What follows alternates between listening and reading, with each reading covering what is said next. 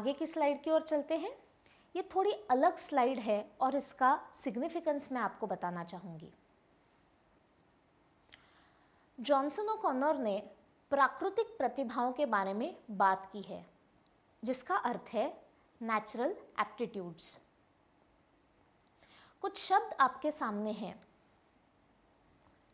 हर एक की गुण विशेषता के अनुसार उसमें कुछ चीज़ें होती हैं जो स्ट्रॉन्ग होती है और कुछ चीज़ें होती है जिनको करने में उस व्यक्ति को ज़्यादा प्रयास डालने पड़ते हैं।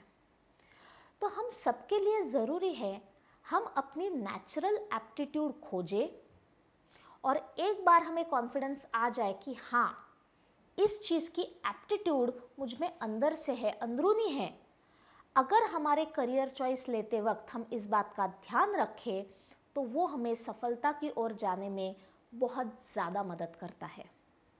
इसके साथ ही जुड़ा हुआ एक और महत्वपूर्ण भाग है जिसे हम कहते हैं मल्टीपल इंटेलिजेंसेस। मल्टीपल इंटेलिजेंसेस अर्थात अनेक बुद्धिमत्ताएं। स्लाइड में आपके सामने है what we are talking about. एक सदी ऐसी थी जब इंसान की बुद्धिमत्ता को एक ही पैरामीटर में देखा जाता था और नापा तोला जाता था। तो शायद हमारे पेरेंट्स उनके बचपन में उन्होंने ये अनुभव लिया होगा कि जिसको अच्छे मार्क्स आते हैं वो बच्चा होशियार, जो मेरिट में आता है, जो टॉप करता है वो इंटेलिजेंट और बाकी सारे बच्चे सामान्य। लेकिन आप बताइए ये कितना जस्टिफाइबल है, ये कितना सही है कि बस बुद्धिमत्ता के एक पहलू को लेकर हम किसी बच्चे को होशियार बोलते हैं और किसी बच्चे को उसका जो अंदर का एप्टीट्यूड और इंटेलिजेंस है उसको सही मायना नहीं दे पाते।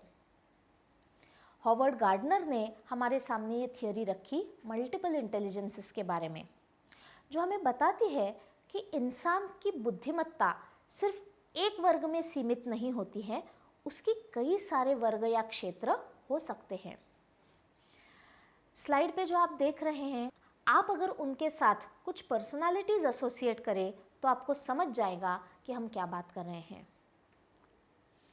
वर्बल या लिंग्विस्टिक इंटेलिजेंस, कुछ लोग होते हैं जो किताबें लिखते हैं, जो अच्छे ओरेटर्स होते हैं, यहाँ आएंगे। लॉजिकल या मैथमेटिकल, आर्यभट्ट से लेके जिन्होंने लॉजिक बेस्ड प्रिंसिपल्स रखे हैं, जनरली हम साइंटिस्ट्स की बात करते हैं, वो यहाँ आते हैं। विजुअल या स्पेशियल, जो हमें दिखता है और उसके फॉर्म्स को हम बढ़ा के खुद को उसमें प्रतिभाशील बनाते हैं, वो होता है विजुअल इंटेलिजेंस, जिसमें ज़्यादातर आर्टिस्ट्स आते हैं। शारीरिक या गति संवेदी, बॉडीली और काइनेस्थेटिक, जो फुर्ती से अपने बॉडी प्रिंसिपल्स का सबसे ज़्यादा उपयोग कर पाते हैं। स्पोर्ट्स पर्सन्स, एथलीट्स, वो यहाँ आते हैं। म्यूज़िकल इंटेलिजेंस, म्यूज़िक कंपोजर्स हो, सिंगर्स हो, म्यूज़िक डायरेक्टर्स हो, चुन लेते हैं कहाँ क्या अच्छा जाएगा और उसके हिसाब से हमें अच्छी अच्छी धुनें देते हैं, म्यूज़िकल इंटेलिजेंस। और बाकी सारे, हर एक का एक अंदरूनी छुपा हुआ हिस्सा होता है जिसमें उसे अलग एप्टीट्यूड भी होती है और अलग अलग बुद्धिमत्ताओं में उसकी विशेषता होती है।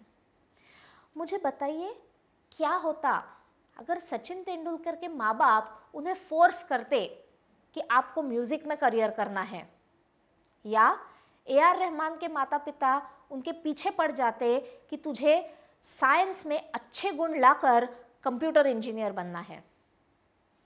बुद्धिमत्ता इन दोनों में थी, शायद वो चीज़ सीख भी लेते, पर अपनी गुणों का, कलाओं का जिस स्तर पर उन्होंने आज उपयोग किया है और जिस ऊंचाई पे वो आज पहुँचे हैं, क्या वो वहाँ पहुँच पाते?